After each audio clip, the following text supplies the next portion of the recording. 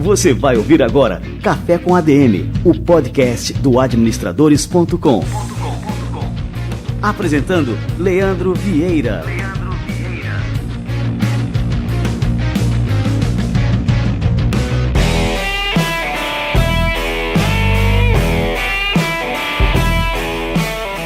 E está no ar mais uma edição do Café com ADM. Estamos começando o nosso episódio número 97.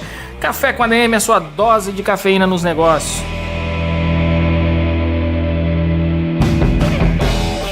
E olha só, vamos revelar quem foi o vencedor do livro autografado com dedicatória exclusiva do querido Gustavo Cerbasi. Olha só, quem ganhou o livro foi o Ricardo Castro. Ricardo Castro comentou no Instagram o seguinte: sensacional o Café com ADM com essa fera que eu admiro demais, Gustavo Cerbasi. Portal Administradores nos inspirando cada vez mais a buscar o desenvolvimento. Valeu, Ricardo, parabéns e faça ótimo proveito do livro que você vai receber daqui a uns dias, este livro de presente aí do nosso querido Gustavo Cerbasi.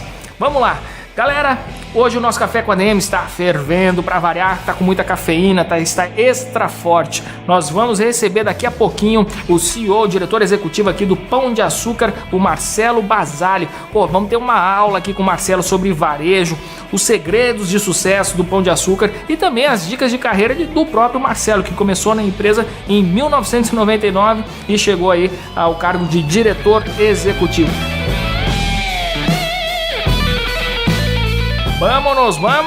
Vamos lá, galera, vamos receber aqui o Marcelo Basali, vamos falar aqui sobre o Pão de Açúcar, sobre liderança, sobre varejo. Esse bate-papo aqui de hoje está simplesmente imperdível, vamos lá.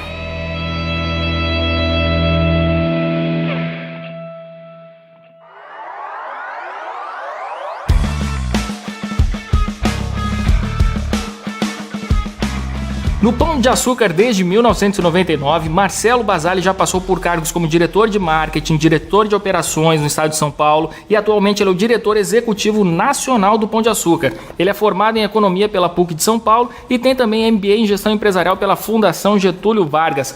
Marcelo Basali, seja muito bem-vindo ao nosso Café com a ADM. Muito obrigado, prazer poder falar com vocês. Ô Marcelo, antes de mais nada, eu queria que você contasse, se apresentasse um pouco para o nosso público e contasse também como é que é fazer carreira. Você tem desde 1999 no Pão de Açúcar. Como é que a gente pode fazer uma carreira assim tão longa em uma empresa tão grande quanto o Pão de Açúcar? Em primeiro lugar, quando eu entrei no Pão de Açúcar em 99, então eu comecei a trabalhar na parte de operações, né? Depois foi para a área comercial, né? E aí consegui me desenvolver rapidamente, né? Trabalhei praticamente desses anos todos, 12 anos na área de não alimentos, com contato muito grande com a marca Extra, Ponto Frio e Casas Bahia. Depois eu assumi um desafio na área de marketing, cuidando do marketing da companhia. Desde 2013, no contato mais próximo com a bandeira Pão de Açúcar, né? Ainda tive um desafio de 1 ano e meio no mercado de proximidade, que a gente chama aqui, que são as lojas de conveniência, né, de proximidade mesmo, no Minuto Pão de Açúcar, mini mercado Extra, no formato que a gente trouxe da Colômbia, chamado Aliados. E aí, no finalzinho de 2016, eu voltei para a bandeira Pão de Açúcar, aí já numa posição de responsável pela Business Unit, né, pelo negócio Pão de Açúcar. O que eu posso te garantir, assim, né, eu tenho uma relação com a companhia, né, muito grande no que diz respeito a valores, é uma empresa que está alinhada com os meus valores. As pessoas que trabalham aqui realmente têm uma motivação e engajamento muito elevado, uma empresa extremamente, que a gente fala que quando ela tem que se mobilizar, trabalha muito forte em time. Não existe empresa perfeita, né, no planeta, na minha opinião, sempre você tem fortalezas e fraquezas, mas eu entendo que as fortalezas do GPA são muito maiores, o que me permitiu investir na companhia. Isso é importante dizer, porque eu acredito claramente que o colaborador tem que investir na companhia e a companhia tem que dar possibilidade de crescimento. Quanto mais você sobe nessa pirâmide, quanto mais responsabilidade você tem, mais você passa a ser um gestor. Eu não acredito muito no o RH que é responsável por pessoas. Eu acredito que o líder, o gestor, é responsável por pessoas, né? O líder inspira, o chefe manda, né? Então, eu acredito muito nisso e eu trabalho no conceito de time, né? Ninguém constrói nada sozinho. Então, tenho muito orgulho de completar 18 anos na empresa e ainda tenho aí possibilidades, né? sempre de estar aberto a crescer e evoluir. É fundamental que o líder, o gestor, para crescer, forme pessoas para ocupar seu lugar, porque em todos esses momentos que eu te falei de carreira, você é chamado pelo teu CEO, né, ou pelo teu diretor executivo e fala, olha, você está indo para lá em uma semana, quem vai te substituir?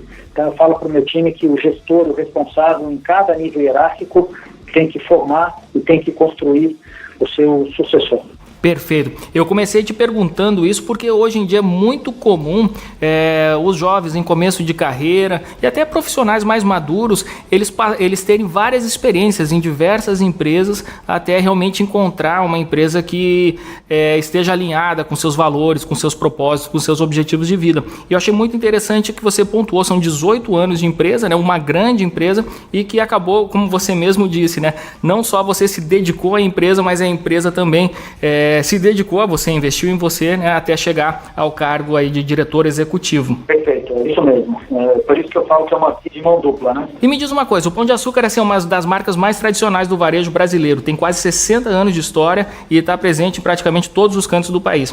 Como é que é para você estar à frente hoje de um negócio que tem essas características, essa envergadura, né? Quais são os seus grandes desafios? Já que você falou em liderança, né? Quais são os seus grandes desafios enquanto líder? Bom, enquanto líder é ter um time realmente muito focado, né? Um time que sabe onde nós estamos e para onde nós devemos ir. Então toda essa parte de planejamento estratégico, de plano de trabalho é fundamental em cada uma, né? Podemos falar em cada um dos 5 P's que eu chamo, né? O P de pessoas, o P de promoção, o P de lugar físico, né? do que diz respeito às lojas, o P de preço, né? Então são todos a política, a estratégia que essa marca está inserida e o cenário que ela está inserida, né?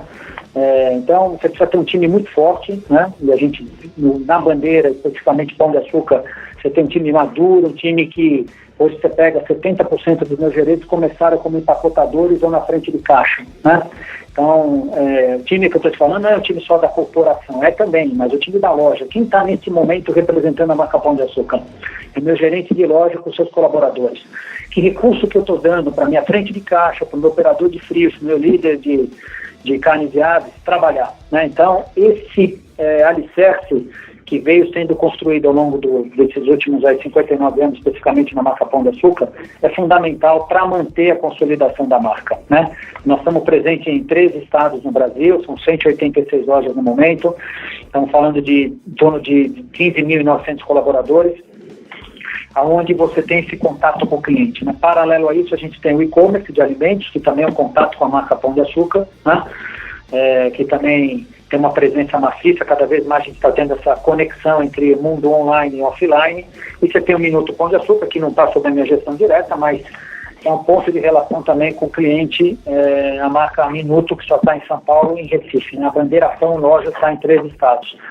É muito importante você ter uma estratégia nacional, mas uma estratégia local, porque aqui no interior de São Paulo, Ribeirão Preto, completamente diferente de Piracicaba, que é completamente diferente da capital, que quando você vai para o Nordeste, né, Recife, Piauí, Paraíba, Fortaleza, né, então, e assim por diante. Então, a estratégia nacional que permeia a marca é fundamental, mas você ter um complemento da estratégia local para o nosso negócio é fundamental. Então, como você transformar um negócio complexo em alguma coisa que seja ágil, né, e que você possa realmente atender o nosso cliente. Porque o nosso negócio, né, eu costumo dizer que o nosso maior ativo na bandeira Pão de Açúcar são pessoas, são as pessoas que trabalham, são esses 15.900 pessoas, eu acredito nisso, o meu time acredita e a gente é muito forte em treinamento e capacitação. Inclusive um dado que a gente falou publicamente no último código de resultados, o nosso turnover, aquelas pessoas que entram e saem, fechamos o ano passado com 14%, né? Assim, não existe esse número no varejo alimentar nacional e eu acabei de viajar para o exterior, tanto em 2017 como 2018, é difícil de encontrar isso lá, também é um dos menores turnovers, porque o engajamento na marca é muito forte. Então, como lidar com essa complexidade, mas ao mesmo tempo atender o nosso cliente, né? Então, assim, o nosso cliente, ele tem um padrão, ele tem um nível, ele tem uma expectativa de nível de serviço muito elevada. Então, tem toda uma preocupação em ouvir os clientes. Hoje mesmo, aqui, de hoje até quinta-feira, nós temos 5 painéis de clientes para entender o que os clientes acham das nossas operações, do nosso ponto de venda. Então, Você tem que estar sempre ouvindo o cliente, tem que se retroalimentar, vendo se aquilo que você imagina que está atendendo o cliente realmente está atendendo dentro dos níveis de expectativa dele. Então, esse conjunto, na minha opinião, que permeia o nosso dia a dia. Vou te dizer que não é simples, passa por uma organização, você tem que ser estratégico ao mesmo tempo tático. Você perdeu a venda hoje, você é cobrado amanhã. Então, é um papel meu e do meu time de como equilibrar essa parte estratégica e tática. Eu tenho que ter um resultado mensurado a médio e longo prazo, com ações sustentáveis, mas eu preciso entregar o dia a dia.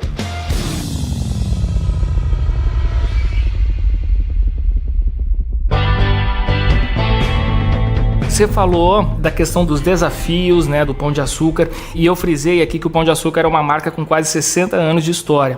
Então, assim, é uma empresa muito, muito madura, e o que a gente espera, assim, quando vê uma empresa madura, é que seja uma empresa conservadora.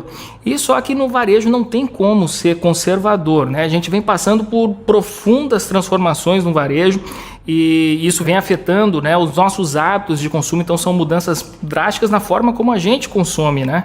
Como é que vocês têm lidado com essas mudanças, acompanhado essas mudanças e agora, né, e como é que vocês têm se colocado à frente dessas mudanças? Muito boa sua pergunta, porque nós somos uma marca de 59 anos, boa parte dos nossos clientes frequentam as nossas lojas há 40, 45 anos, quer dizer, nosso perfil de cliente está entre 45 anos e 55 anos, é a maior faixa. E aí o que você está falando, né? Como é que em uma loja física, eu vou falar do físico, depois eu falo do digital, numa loja física você consegue ter esse tipo de cliente, sabendo que a longevidade, né? As pessoas cada vez mais estão vivendo mais tempo, né? E aí você vê os milênios, aí geração X, Y, Z, os milênios, como é que eu consigo ter um ambiente que conviva, né, esses dois perfis, né, basicamente. E aí a gente vem falar um pouco do movimento que a companhia fez no ano passado, da transformação digital, né, com a criação do nosso app, que a gente esperava, né, 1 milhão de downloads em dezembro, e a gente chegou em dezembro com mais de 4 milhões de downloads. Nossa, é muita coisa. 4 milhões de downloads, uma representatividade muito importante na venda da bandeira Pão de Açúcar. Quer dizer, o aplicativo, o app, ele já tem uma participação de venda aí na casa de 100% na bandeira Pão de Açúcar, que é bem significativo. E aí você vê os milênios da geração XYZ convivendo com a geração, vamos dizer, né, que eu pertenço a essa geração que eu te falei, de 50 anos, tá? Então, vamos falar que a geração mais madura, né, para dar um nome mais para o momento, e que é digital também, né, que teve que se inserir também no mundo digital. Então, a companhia, ela tem um propósito realmente da transformação digital, a conexão com o e-commerce, né? Então a gente tem o e-commerce no site, pãodeaçucar.com, mas já temos aí 58 lojas com Delivery Express, que você entra para fazer a compra no site e a gente entrega até 120 itens em 4 horas, já em 58 lojas. Tem o Click Collect, que você faz a sua compra e retira na sua loja, né? Muito forte em grandes centros, onde você tem uma complicação do trânsito. Então, assim, eu poderia te enumerar várias, você recebeu material, várias iniciativas para ter realmente essa conectividade entre o mundo on e off. É isso que o cliente quer, né? E como você falou, eu tenho que atender o cliente nas diversas jornadas, né, de compra que ele tem. Então, pegando São Paulo e Recife, eu estou no meu carro e eu preciso comprar 5 itens. Eu tenho 1 minuto Pão de Açúcar próximo da minha casa, né? Por mais próximo que esteja o cliente, ele não vai numa loja do Pão de Açúcar, né? Por mais, a nossa loja tem média 1.200 metros. Ele vai numa loja, que a gente chama loja de proximidade, e faz uma compra de 5 itens, né? Mas eu tenho que atender ele numa compra abastecedora. Eu tenho a minha loja física, Pão de Açúcar. Eu tenho que atender ele, estou aqui, vou viajar para Campos do Jordão, né? Vou fazer uma compra, quero receber na minha casa, eu tenho que atender ele. Então, assim, na nossa visão, a gente fala muito de omnichannel, na nossa visão é omnichopper. Eu tenho que estar atento e disponível para o cliente em diversos momentos de compra dele. É isso que a gente pensa, né? Eu estou falando da bandeira Pão de Açúcar, mas se a gente for pensar na marca como um todo, no multivarejo, que é onde está Pão de Açúcar, é isso que a gente faz a todo momento, né? Eu tenho 5 lojas com posto de gasolina, com a bandeira Pão de Açúcar, eu tenho 10 lojas que tem a drogaria, que a gente chama botica. Então, assim, como é que eu atendo o cliente também nessas lojas onde eu tenho posto e drogaria em conexão com a própria loja. E me diz uma coisa, assim, até continuando nessa linha, né, que a gente está analisando essas transformações do varejo. A gente pega essa questão do digital, a gente tem a Amazon como, acho, o grande player, né, o que iniciou toda essa transformação digital do varejo, afinal eles foram os pioneiros, e num determinado momento a gente vê a Amazon, uma empresa essencialmente digital, migrando para o varejo tradicional e apostando justamente em supermercados, né, em pontos físicos.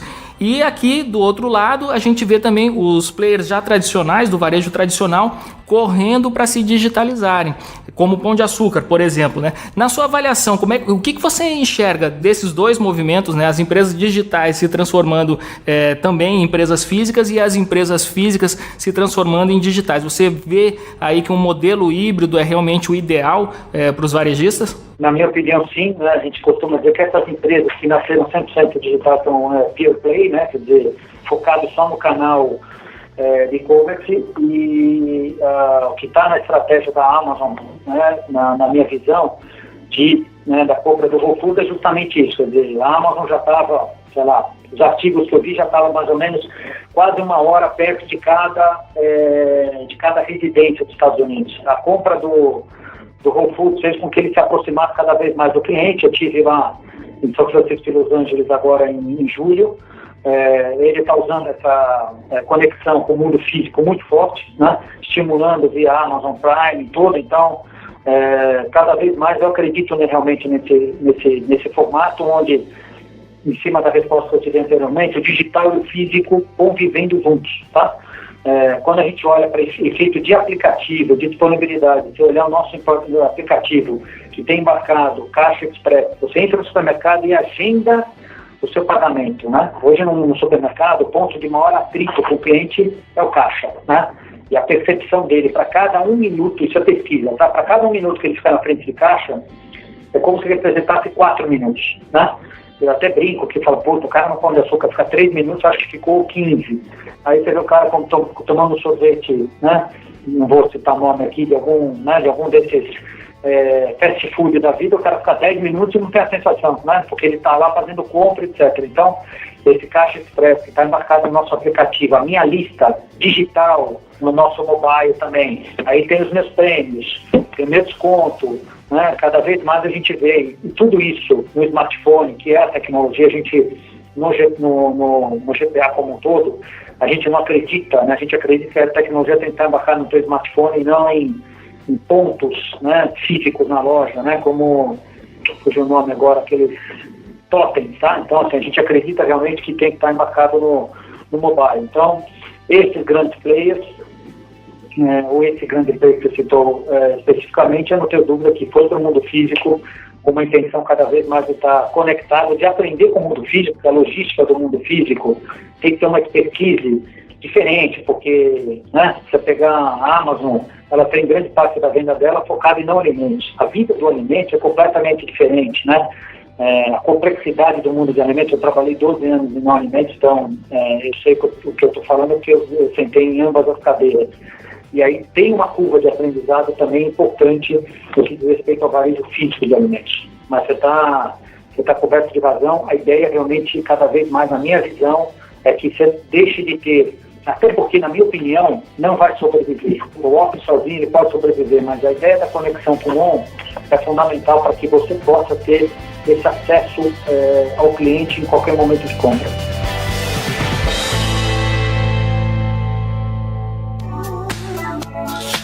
Eu citei agora o caso da Amazon, né? Mas assim, a gente tem muitos exemplos, principalmente nos Estados Unidos.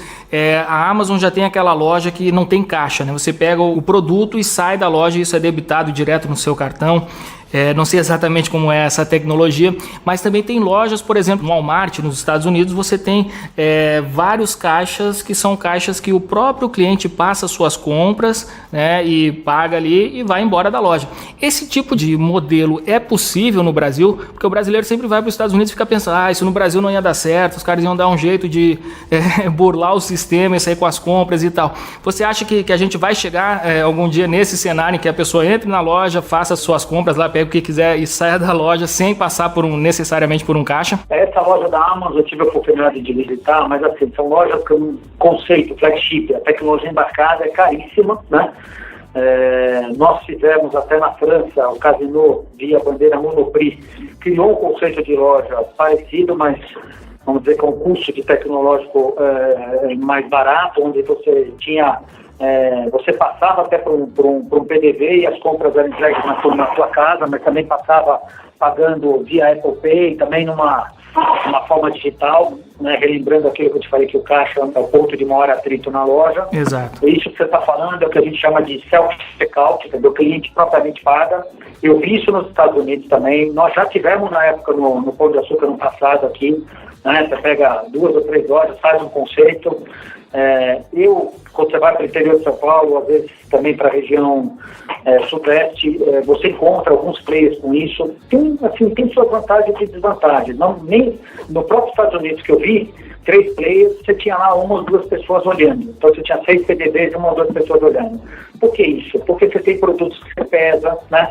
Tem a própria etiqueta. Então, é uma operação que, óbvio, não tem um operador para cada checkout, mas tem uma venda assistida. Não dá para dizer, nem aqui no Brasil, nas operações que existem hoje, e nem fora, que é uma operação totalmente ausente. Tanto no Walmart como outros players que eu vi, você tem 2 ou 3 pessoas acompanhando. Eu te diria assim, ao mesmo tempo você tem a etiqueta eletrônica é melhor ou pior? Para algumas coisas é melhor, para outras coisas é pior, né? Então, eu acredito que a tecnologia ela tem que estar associada à sua proposta de valor, né? E, na minha visão, operações ou iniciativas que sejam voluntárias. Nada impede de você ter uma loja flagship ou uma loja com toda a tecnologia embarcada. Nós estamos falando aqui do Pão de Açúcar, mas Porto Frio lançou uma loja também com tecnologia 100% embarcada no shopping aqui em São Paulo. Então, assim, você tem lojas, conceitos de players. A questão do nosso negócio, quando você fala de 200 lojas, 300, 400, na minha opinião, é como que você consegue ter essa tecnologia e que ela seja mensurável e rolloutável. Quando eu estou te falando do app, esse exemplo que eu tive anteriormente, a tecnologia está no smartphone. Eu não estou comprando recurso, eu não estou investindo, eu não estou tendo utilização de CAPEX. O resto que nós falamos aqui, você tem um investimento enorme, que a gente sabe que, não vou dizer que é impossível, né? Tem grandes companhias e tal, mas assim, para você pensar isso e rolloutar para 200, 300, 500 lojas, não é a das coisas mais viáveis. Então, são coisas diferentes. Eu acredito realmente na tecnologia embarcada no smartphone, que você consiga atender 100% dos clientes, que você consiga atender 100% das lojas. Essa é a minha visão. Isso não quer dizer que a gente não faça pilotos, quando eu tenho 5 lojas com etiqueta eletrônica, outras tecnologias embarcadas aqui que a gente vai fazendo piloto para tentar evoluir e melhorar. Mas a grande questão do varejo é o que você consegue rolloutar para o maior número de lojas possível. Eu queria te perguntar um pouco sobre as dificuldades nessa questão do e-commerce, né? O cara fazer supermercado, assim, para o consumidor isso é ótimo, né? Agora, para o estabelecimento, eu acredito que seja uma logística muito complexa, porque o cara vai dizer lá, eu quero 4 maçãs, eu quero 2 biscoitinhos, e assim, são coisas que realmente dão muito trabalho, porque são pequenas quantidades de muita coisa, né? Como é que isso é feito? Como é que vocês lidam assim com essa complexidade nessa operação? Olha, o e-commerce nasceu na bandeira Pão de Açúcar em 1995. Então nós somos o primeiro varejista de e-commerce de alimentar no Brasil. Somos o maior em faturamento, tá? A questão de 3 anos atrás, nós montamos um CD aqui em São Paulo que atende aí um raio de praticamente 80 quilômetros, tá? Temos uma operação também de CD avançado no Rio de Janeiro, em Brasília, né? Fora isso, desenvolvemos o que a gente chama do Delivery Express, que são esses pontos em loja, né? Aí já são 58 lojas pelo Brasil, que a gente atende no raio mais ou menos de 3 a 10 quilômetros, dependendo, né? Aqui em São Paulo é mais difícil pelo trânsito. Grandes centros verticalizados é mais difícil. Quando você fala de centros mais horizontais, então lá, o que a gente tem no Recife, nós temos 3 lojas, eu consigo atender condomínios a 20 quilômetros que eu tenho que entregar em até 4 horas. Então, assim, um compromisso de qualidade, que a gente chama de compra perfeita ou compra completa, né, que é a quantidade de itens que você compra. Posso te garantir, assim, no Brasil, para nós, essa operação representa 3% da minha venda. Nos Estados Unidos, alimentos representa 4% da venda do varejo, então nós não estamos muito distante do varejo americano no que diz respeito a alimentos, tá? o varejo lá mais desenvolvido é o não alimentos, né, que tem uma participação enorme. E eu te diria o seguinte, a complexidade existe porque o cara, né, essa pessoa na loja tem uma equipe destinada para fazer o pique na gôndola, né? O ticket médio é superior ao ticket médio do supermercado. Então, assim, o cliente que vai para o e-commerce, ele vai para resolver a vida dele, né? O ticket médio é bem superior do e-commerce, faz compras abastecedoras, principalmente de categorias de compra frequente, que a gente chama. Quem gosta de comprar limpeza? Né? Quem gosta de comprar líquida básica, vamos dizer assim? Né? Quem gosta de comprar mercearia básica, arroz e feijão? A pessoa gosta de supermercado normalmente para comprar frutas, verduras e legumes, para comprar carne, para escolher, aquelas compras para comprar um vinho, um bom queijo, itens que a gente chama de celebração. Então, assim, compras que tem um emocional ou que requer uma qualidade, né? Então, assim, a compra de FLV no site ela é menor, justamente pelo exemplo que você citou. Eu quero uma mão para comer daqui 2 dias. Né? Para o cara separar isso é mais complicado, então não tem muita essa opção. Agora, você vai na loja e você fala, eu quero comprar 3 unidades de mamão para comer amanhã, outro para comer 2 dias, para comer 3 dias. A maturação você consegue ter isso na loja. Então, a complexidade de alimentos é grande, só que nós, por ter sido o primeiro, por estar investindo fortemente, temos know-how para atender o nosso cliente, né? Então, a gente monitora esses indicadores que eu te falei de compra perfeita e compra completa toda semana, né? Nas nossas reuniões. O e-commerce, centro de distribuição, ele acaba tendo indicadores melhores do que a loja, porque a loja compete no dia a dia com o cliente, é natural, né? E a gente está num processo cada vez mais de tornar as lojas mais eficientes para poder também atender a demanda. Mas é uma operação para nós, que a gente entende que estamos colocando investimento, cada ano a gente cresce e vamos continuar atendendo e atuando sobre essas dificuldades que o varejo alimentar tem mais em relação ao varejo não alimentar, do e-commerce, né?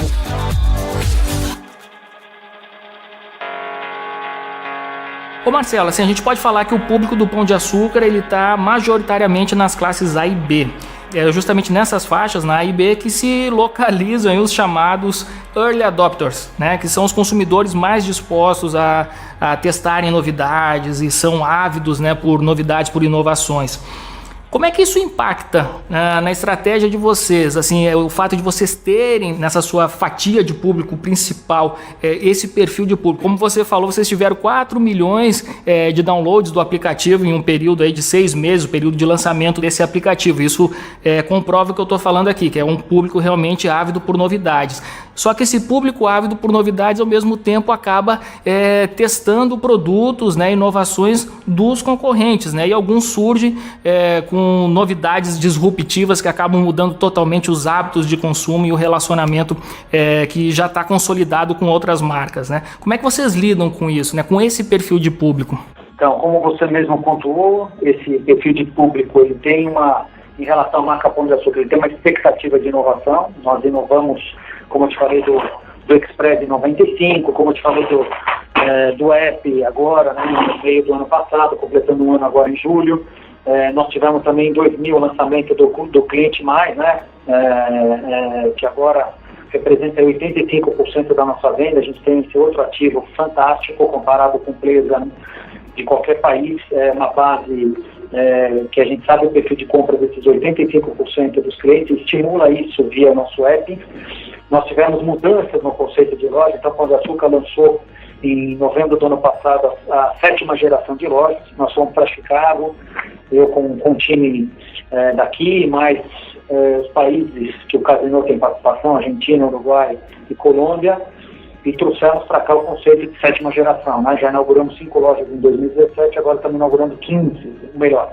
Reformamos 5 lojas em 2017, estamos reformando 15 lojas esse ano, já entregamos 6 lojas, faltam 9, com esse conceito de 7ª geração, que é um conceito evolutivo no que diz respeito à disposição de toda a área de perecíveis, conectada de um lado só da loja, os produtos que a gente chama, né, PGC, produtos de grande consumo, do outro lado da loja, uma área de orgânicos, uma área de wellness, né, produtos saudáveis, compra de suco e água de coco, que a pessoa coloca na garrafinha para você na hora, né? Então, uma preocupação em defender todos os pilares da marca. Então, é uma marca que tem prazer de comer e beber, com um sortimento de 800 rótulos de vinho, 280 tipos de queijo.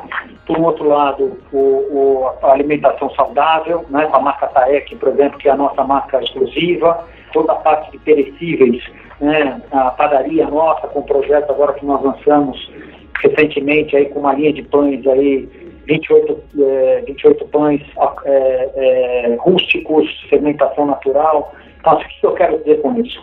Nós estamos procurando se inovar constantemente. Inovação passa por tecnologia, passa por fazer o básico bem feito, na minha opinião, e passa também por reforçar os pilares e as fortalezas da nossa marca, que foi construída aí ao longo desses 59 anos. Paralelo a isso, você tem o mercado, a concorrência, que te estimula cada vez ser melhor, que acompanha o que você faz, que inova também. Então, assim, é um mercado extremamente competitivo. O que eu te diria que, assim, tem um investimento muito grande da empresa, dos profissionais. Nós fomos Chicago no passado, lançamos a 7ª geração, fomos agora para Los Angeles e São Francisco, para Uruguai.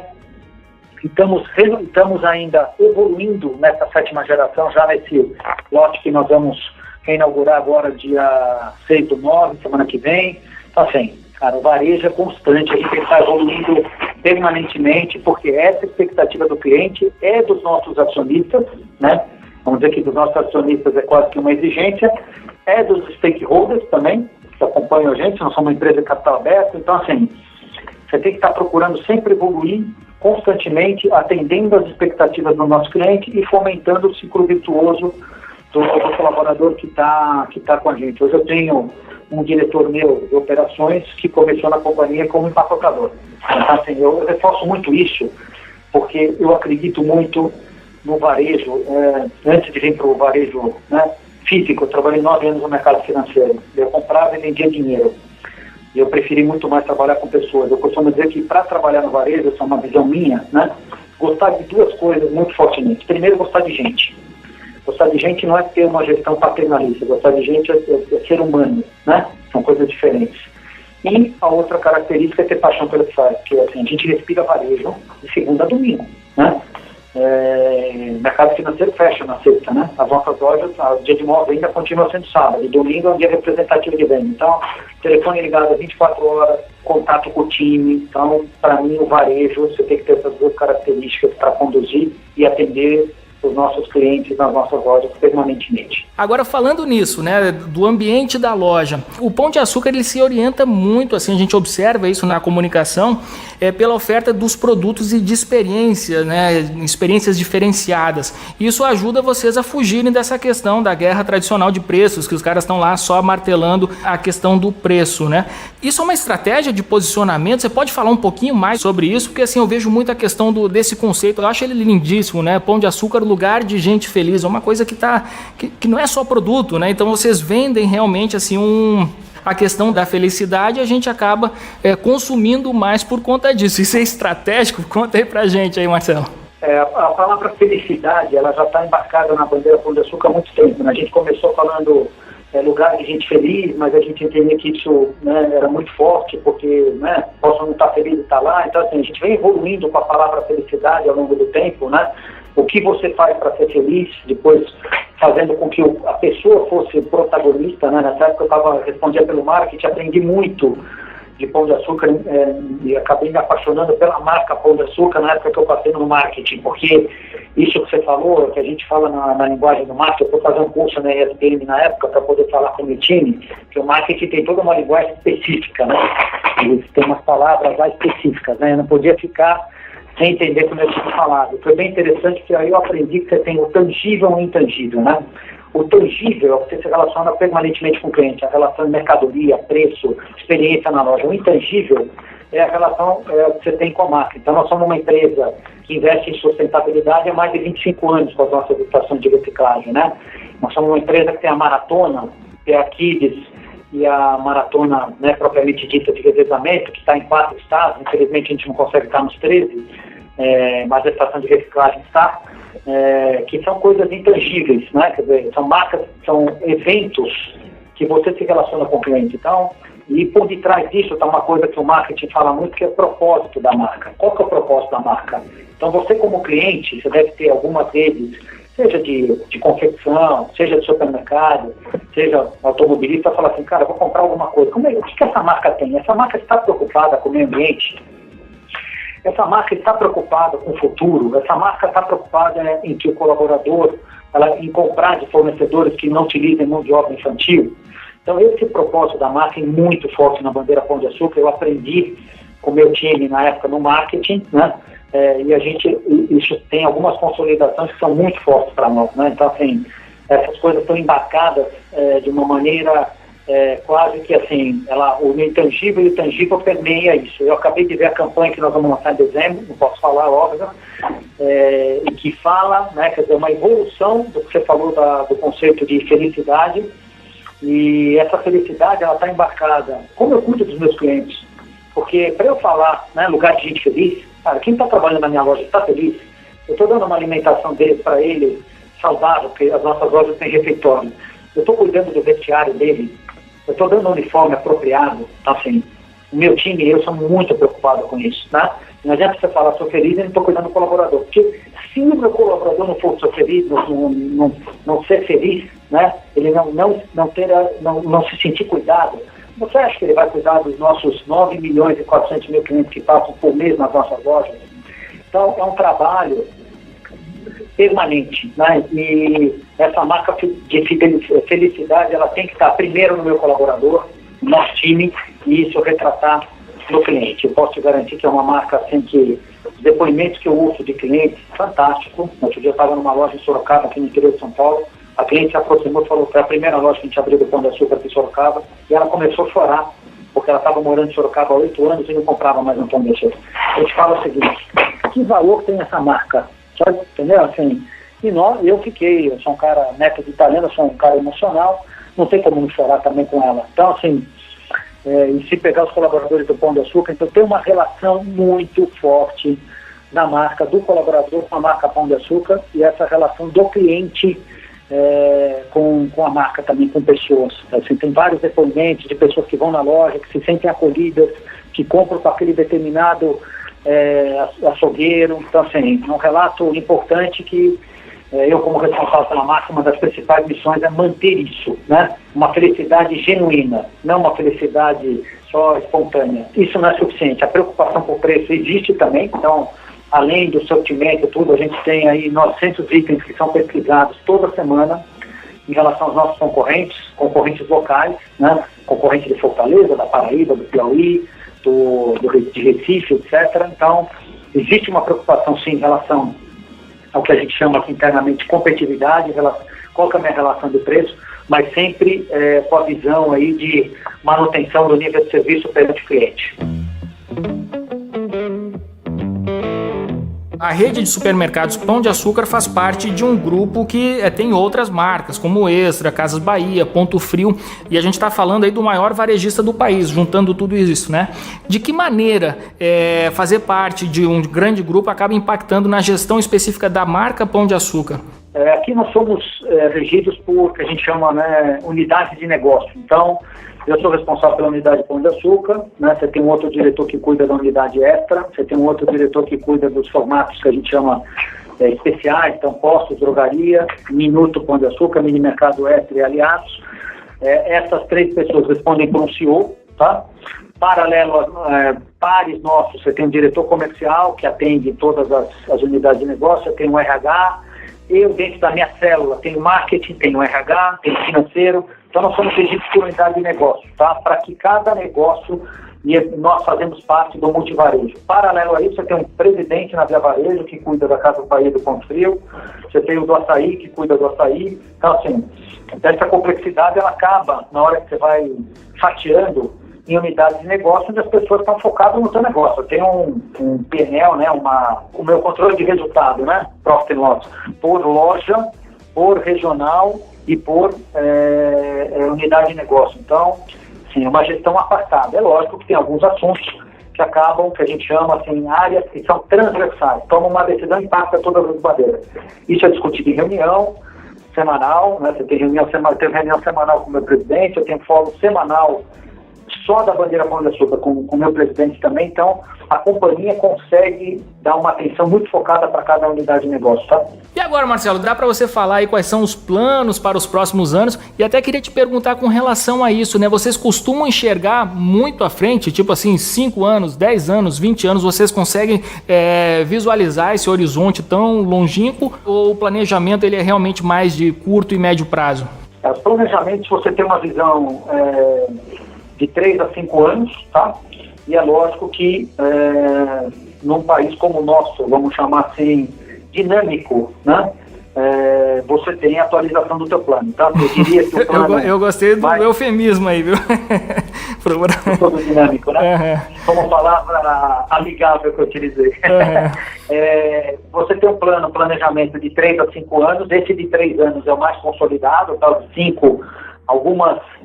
onde eu quero estar em 5 anos, mas o de 3 é aquele plano que a gente aprofunda mais em cada uma dessas ações e constantemente você vai atualizando isso de ano em ano. Costumo dizer que você tem que ter no varejo agilidade, né?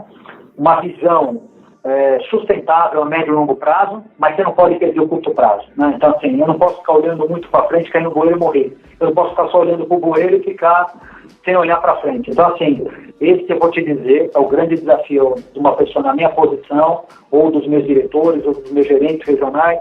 Ele tem que equilibrar o dia a dia, porque você, né, eu acabei de sair de uma reunião aí de 7 horas, você já está com 10 demandas, você já tem a 30. Como é que eu priorizo isso, senso de urgência, o que é mais importante agora, o que é mais relevante? Então, assim, é o papel do management, né, do gestor, de poder equilibrar isso, mas eu acredito, até que nós somos uma empresa de capital aberto, que você tem que ter realmente planos que sejam sustentáveis a médio e longo prazo, né, para você poder fazer com que o valor da ação, que o investimento do acionista, que o investimento do investidor, ele realmente atinja, né, consiga dar o retorno estimado. Trabalhando tudo aquilo que eu te falei, né, quer dizer, todos os alicerces, o como entregar esse resultado de forma sustentável. Então, a gente procura trabalhar muito isso no dia a dia, isso é um desafio permanente.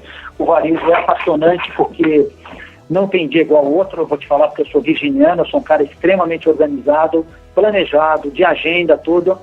E, assim, você precisa ter flexibilidade para poder atuar. Ah, tem um negócio aqui que você precisa resolver, né? Vou te dar exemplos de impacto mais negativo. Pô, tem um assalto à mão armada que aconteceu um ano atrás em uma loja com 12 tiros numa loja. Então, assim, a hora que eu recebo essa mensagem, eu paro o que eu estou fazendo, vou até a loja e atendo o meu time, atendo o colaborador, atendo o cliente. Então, assim, esse senso de urgência meu e do meu time é fundamental. Então, que casos que eu paro o que eu estou fazendo e vou lá resolver. Então, assim, impactou um cliente, para tudo que você está fazendo. Impactou um colaborador, para tudo que você está fazendo. Eu acredito muito nisso, que é dessa forma que realmente você consegue fazer a gestão. E aí um gerente de loja, eu comecei como gerente de loja lá atrás, no Mapping, que, né, não sei se você conhece, o Mapping era uma rede de São Paulo e a Mesbla atendia Rio de Janeiro para cima.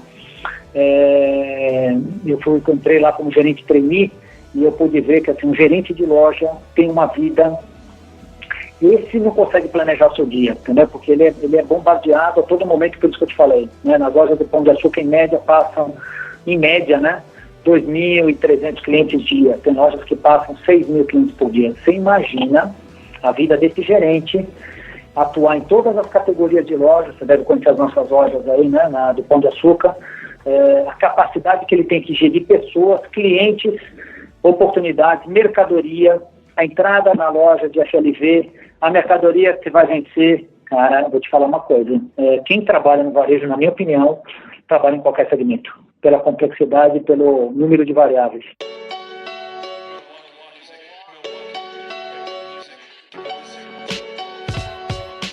Pô, Marcelo, queria te agradecer demais aqui, cara. Você deu uma aula sobre varejo e foi muito bom conhecer mais sobre o Pão de Açúcar, né? E agora a gente consegue enxergar que nada é por acaso, né? A gente vê realmente que o sucesso da empresa passa justamente pela visão dos seus diretores, e você passou aqui a sua visão que extrapola muito a questão do varejo. Você falou muito sobre pessoas. Eu acho isso extremamente importante. É o alicerce de toda e qualquer organização, são suas pessoas, né? Foi demais, cara. Muito obrigado mesmo.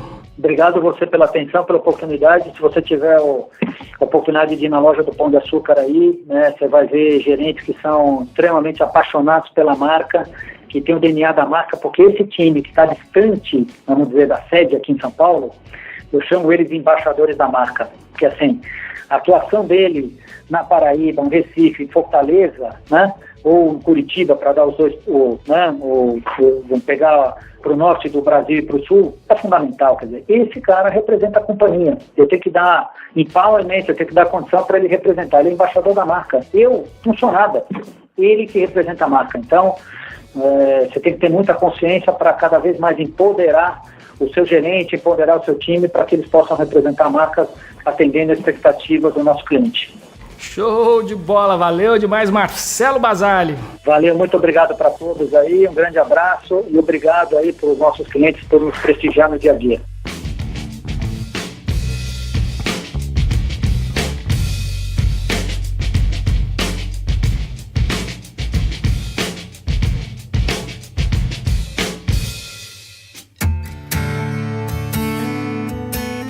Sensacional!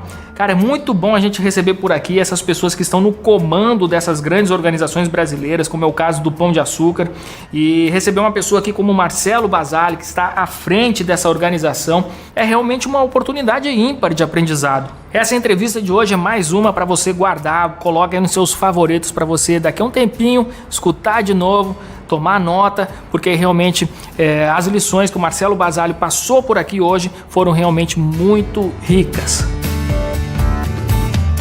É isso aí, eu estou satisfeitíssimo com esse Café com ADM de hoje. Já estou aqui preparando com a turma aqui do administradores.com a pauta para o nosso próximo Café com ADM da próxima semana.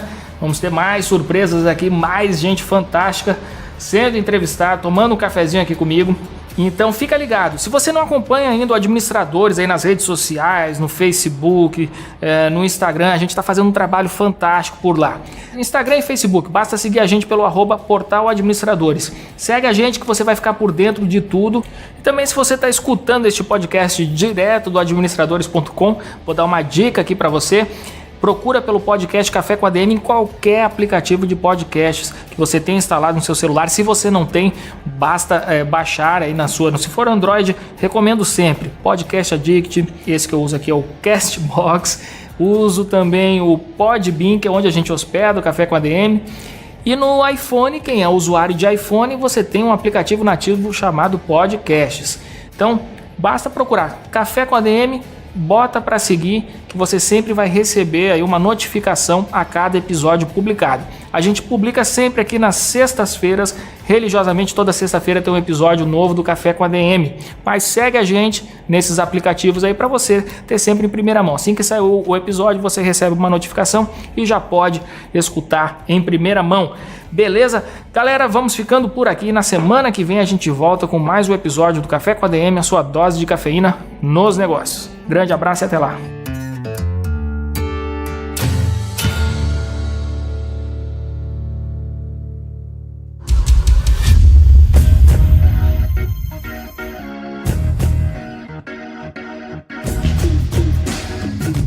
Você ouviu Café com ADM, o podcast do administradores.com.